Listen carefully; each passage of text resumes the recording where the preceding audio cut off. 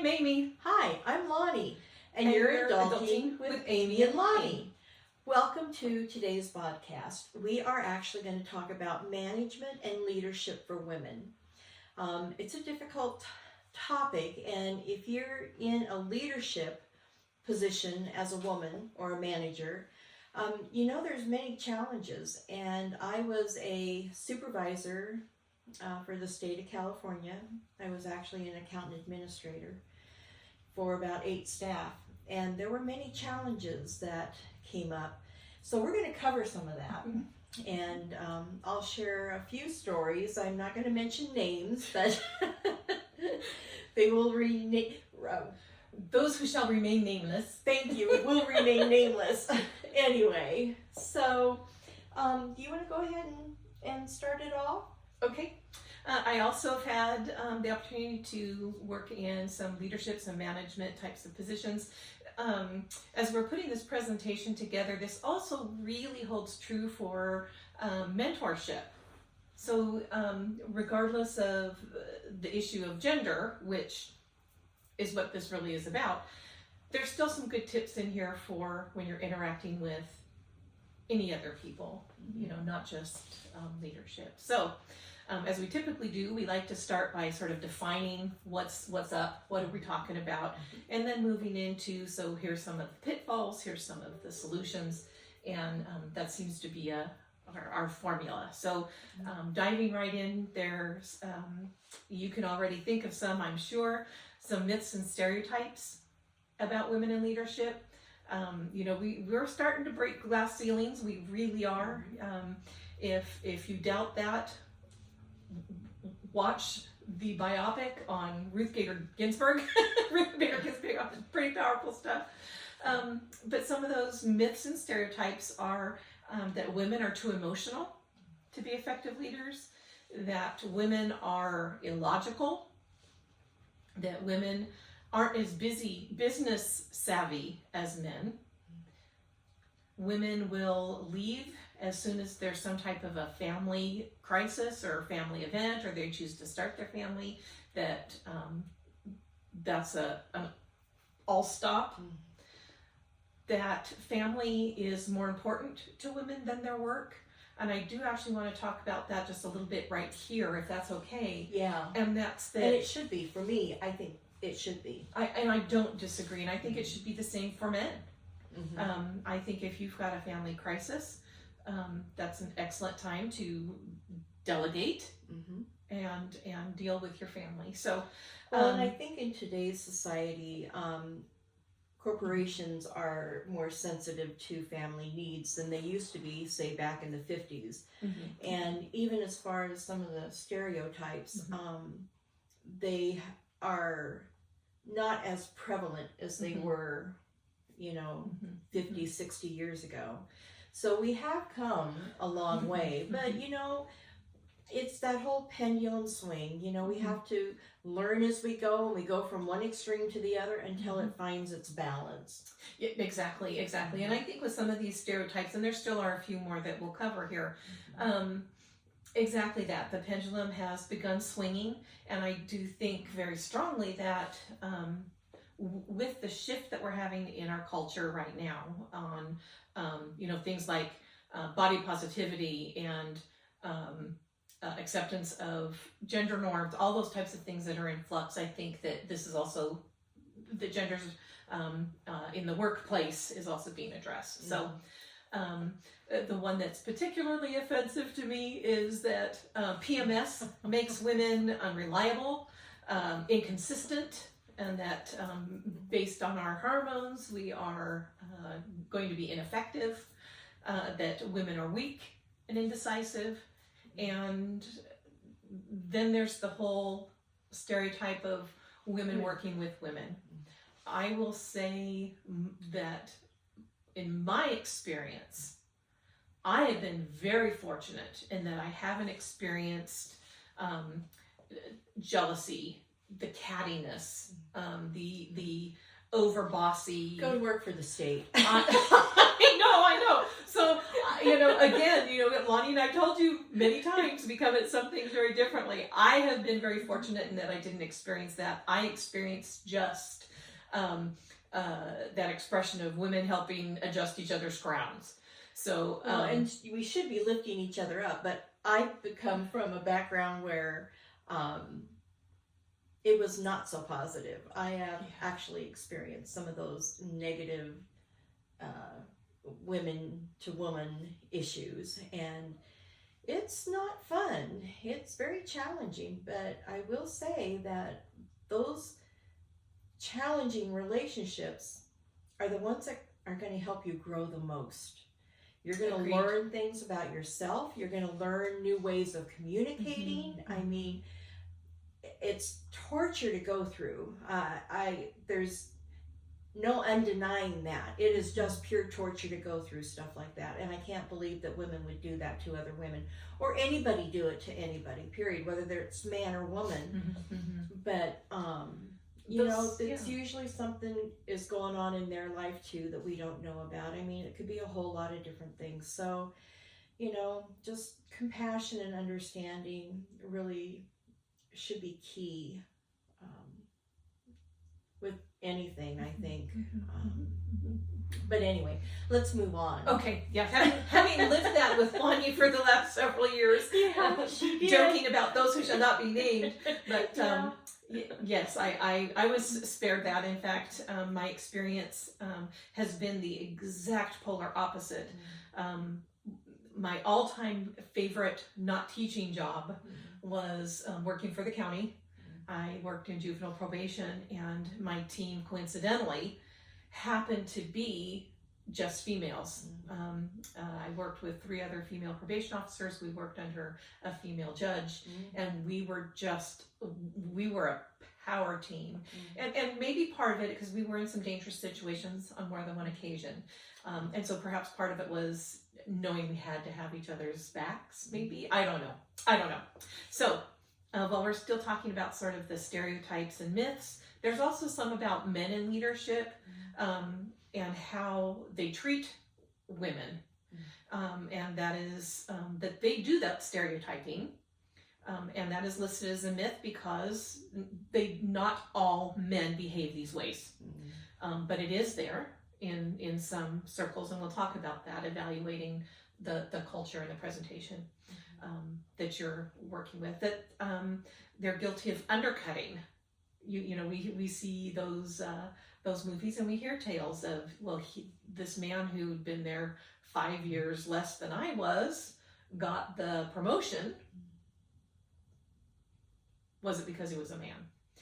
I did not experience that. I meant that as just an example of and I've experienced it with another woman. So yeah. Exclusion. Yeah. And I am aware that there are still some professions where there is that quintessential boys club. There's also some disbelief and I some worked resistance. in that environment too.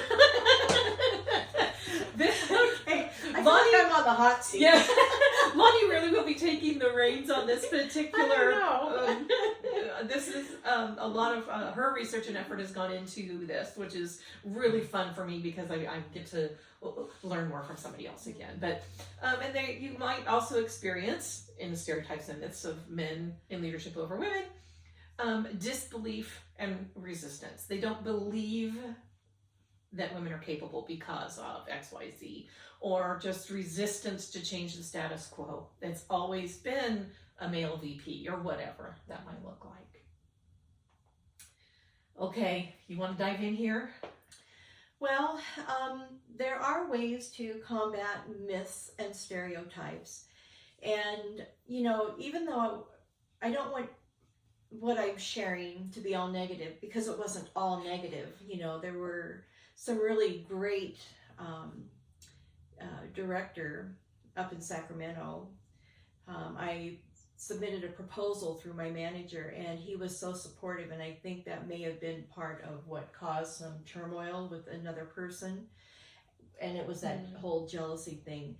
But I had high expectations for myself, and I wouldn't lower my expectations for anybody else. I knew what I wanted to accomplish. I had goals. I had means to achieve those goals. And when I ran into a problem, I would discuss the situation with my manager and try and get advice, because she had obviously, as a manager, more experience, and if it was something she couldn't handle, she could elevate it to her supervisor. So having support and people go through that situation with you and guide you along really does help. You need to learn how to be flexible without caving in. Being flexible means that you're willing to, compromise isn't quite the right word, but compromise to me, well, it's a give and take. With any relationship, it's a give and take, and that's that's what I'm talking about in being flexible. You don't have to be so hard-nosed and set in stone that it's your way or the highway. And really, one of the really important things, be yourself. If you're a compassionate person, be a compassionate person. There's nothing wrong with that. If you are goal-driven, be goal-driven. There's nothing wrong with that. Being yourself, people are going to respect and know what to expect from you, and that's really crucial. Because when you're your authentic self, Exactly. you don't have to worry about coming across inconsistent. Right. So the other thing is and I used to do this, is I would have a meeting with my team once a week, and I would go around and everybody would have to participate and share something they accomplished or a struggle they were having. And I loved it, because when somebody was sharing what they were having a difficult time with or what they're falling behind with, the team would rise up and they would jump in and say, well, I can take this off your plate so you can do that, or would it help if I did this, or have you thought about that? I absolutely love that kind of interaction. I flourish in that, and it's very exciting because so many people have such great ideas if you allow them the opportunity to share them. And so that to me was a very exciting part of being a supervisor. But the other important thing is stay confident. When your world's being rocked by somebody, don't let them see you sweat. Stay confident, and that's hard to do. And again, email or make a call to your manager and ask if they have a time when you can talk, sit down and talk, and then go behind closed doors and talk about whatever the issue is. You never want to do it publicly. This is that practice the pause again, isn't it? It is practice the pause. And not only that, whenever you are upset, like she said, practice the pause, but you don't want to burst out in negative verbal abuse. You want to praise in public and correct privately. Absolutely. So that was the other thing that is really important. I think I might have hit on most everything. Yes. I want to echo in on that supervision piece that you mentioned. One of the things that I found one of the most effective tools in management in doing some supervision was that exact thing, giving power, or at least a perception of power, to everyone on the team. I would also we called it small group when I was supervising some other counselors and some lay counselors, and no names, but what's gone on with your cases this week? And they had the opportunity to say, well, I tried this intervention and I just don't know where to go next. And the opportunity is there for everybody or one other person to say, oh my gosh, have you tried, da, da, da, da, da. Sharing their expertise, their knowledge, their experience, because we don't have it all. We're learning again. We're learning from each other, and similarly, what were your successes? Well, I tried this intervention and I couldn't believe it. I don't even know where it came up with it. And other people go, wow, let me try that too. And that gives them a sense of confidence, your trust in them, that you didn't shut something down, and that adaptability, that flex, that being able to pivot. You know what, this is a snafu. Well, how about, rather than I flip out at you right now because you just told me that you violated someone's privacy policy or something, this is a tough one, Lonnie. Let's talk about that one. Let's talk about this more after the meeting. And pause. Again, power of the pause. Pause! Because my instinct when it comes to somebody's policy is somebody's privacy, anyway.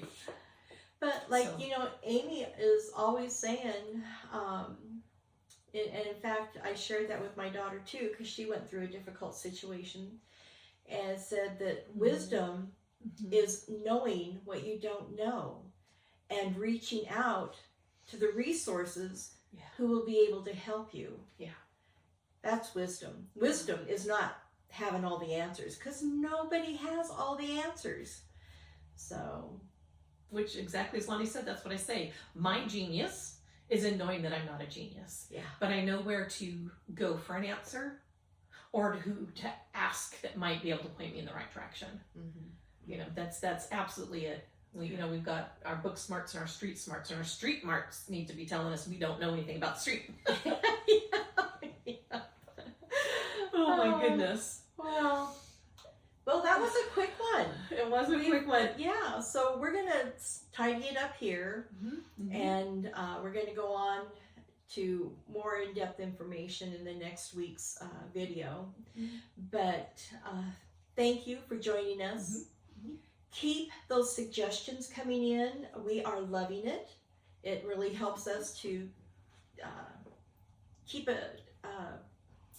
goal, to be able to accomplish, and to keep fresh and relevant. Yeah, growth mindset, and present to you what it is that you want to know about. So until next week, have a fabulous week and be well.